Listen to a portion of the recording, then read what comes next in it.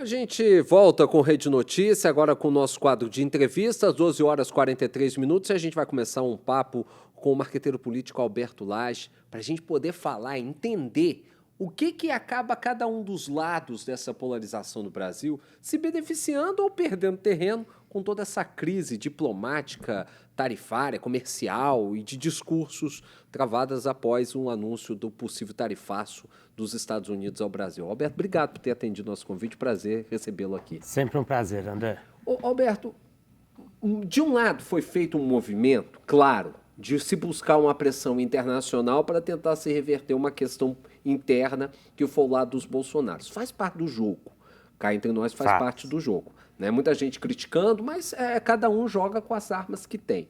Por outro lado, o governo Lula, que estava mais perdido que cego em tiroteio, viu nisso uma oportunidade de reaver popularidade e retomar o discurso sobre ser patriota ou não ser patriota, que não sei o que isso faz diferença no frigir dos ovos, lá no bolso do brasileiro, na criação de emprego e melhoria de governabilidade. O que nesse tempo, agora, num jogo que está sendo jogado agora, quem que está tocando a história como um todo? Quem se iniciou o primeiro movimento é que está sendo mais beneficiado ou aquele que teve que correr atrás do prejuízo é que agora é que está bem na parada? Olha, para contextualizar, inclusive para o nosso espectador, para quem está nos ouvindo, existe no mundo a tendência de pedir socorro internacional para disputas políticas. Isso não é novidade. Quando o presidente Lula esteve preso, aliados dele procuraram, por exemplo, a Organização dos Estados Americanos, para fazer denúncias sobre o processo, sobre o juiz Sérgio Moro. Então isso faz parte do jogo. Só que o que foi prometido, principalmente pelo Eduardo Bolsonaro e pelo Paulo Figueiredo, neto do João Figueiredo, que são hoje os interlocutores do bolsonarismo nos Estados Unidos, eram sanções individuais contra pessoas que eles entendiam que estavam promovendo o que eles chamam de violações de direitos humanos. Por exemplo, o ministro Alexandre de Moraes.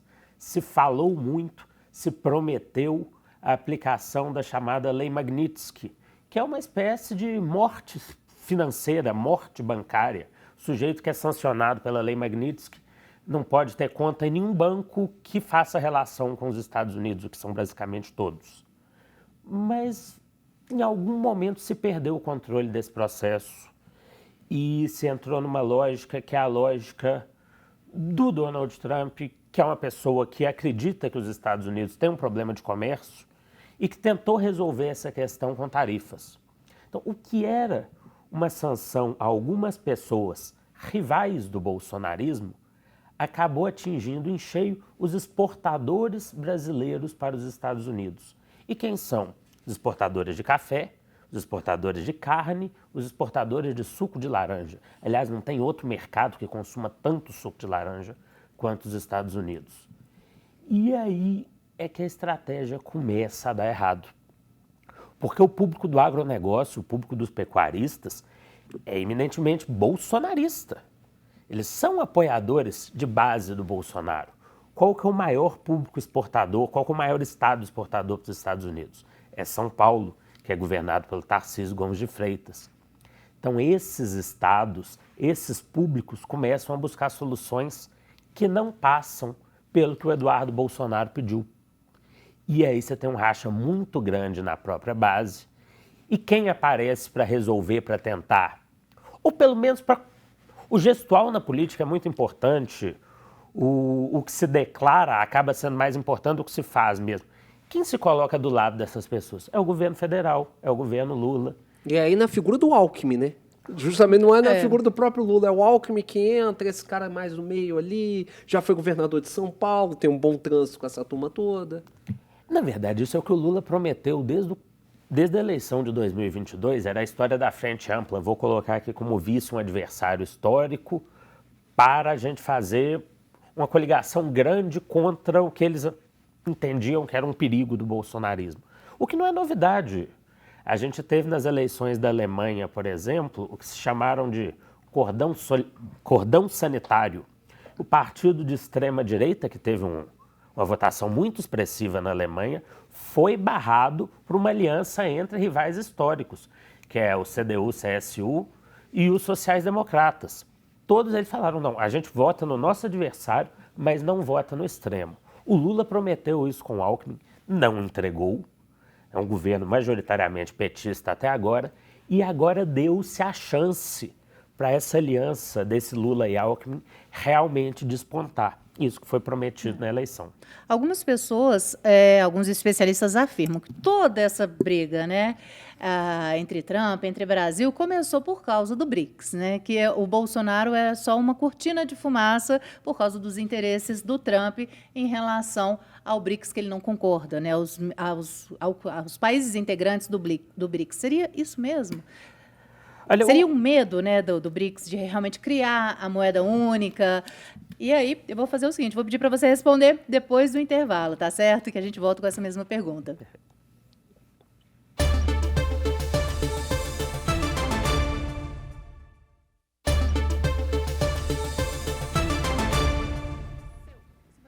Estamos de volta, vamos continuar a conversa aqui com o Alberto Lage, marqueteiro político, para a gente entender todos esses vários pontas soltas. A Janaína levantou um assunto interessante que é a história do BRICS.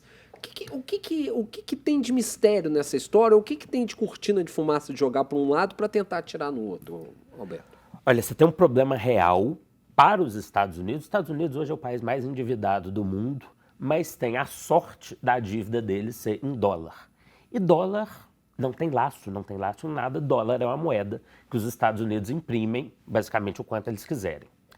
Por que o dólar vale alguma coisa? Porque o mundo convencionou que o comércio internacional é feito em dólar. Enquanto as pessoas tiverem fé no dólar, isso é o que se chama de moeda fiduciária, o dólar vale. Quando os BRICS, por meio do Lula, ameaçam a hegemonia do dólar, isso pode sim causar um problema para os Estados Unidos. Esse é um problema que o Trump teria que enfrentar? Teria. Mas ontem, por exemplo, o governador do Paraná, o Ratinho Júnior, que é candidato à presidência contra o Lula, tentou atribuir essa culpa ao Lula. Falou, não, o Trump só fez isso contra o Brasil porque o Lula ameaça a hegemonia do dólar, porque o Lula tentou criar uma moeda dos BRICS. O Eduardo Bolsonaro, que é o representante da família que está nos Estados Unidos, veio a público imediatamente falar, não tem nada a ver com isso. Tem a ver com Bolsonaro e só resolve se tiver anistia para o Bolsonaro. Então, você tem pontos conflitantes aí. A carta do Donald Trump, de fato, o primeiro parágrafo dela diz que é por causa do Bolsonaro. Os outros opositores ao Lula, que não o próprio Bolsonaro, tentam arrumar formas de culpar o atual presidente por N motivos. Mas aí a família Bolsonaro faz um favor ao Lula de ir lá sempre dizer, não é culpa disso que o Lula falou, não, é por minha causa mesmo.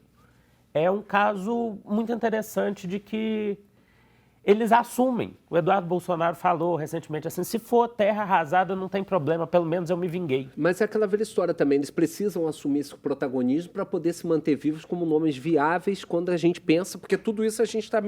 todos os dois lados também miram pensando 2026, né, Alberto? Então, aí no jogo do marketing político, do que vale como moeda ali para ter capital político ali para frente, manter esse protagonismo de que tudo isso está acontecendo é por conta minha Bolsonaro e manter o nome Bolsonaro vivo também vale, né? Isso não é só em Lula e Bolsonaro, isso a gente tem registros históricos muito interessantes de líderes políticos que impedem que cresçam qualquer outra liderança em volta deles. E aí, quando esse líder se enfraquece, o cenário todo se desmancha. Em Minas Gerais, a gente teve o próprio caso do Aécio Neves, que quando o Aécio Neves deixou de liderar o grupo político dele desapareceu.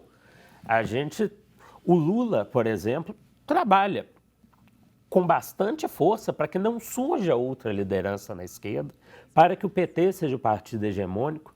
E agora, na direita, o bolsonarismo quer evitar, a qualquer custo, que surja outra opção de direita, para manter parte desse eleitorado quase que de refém.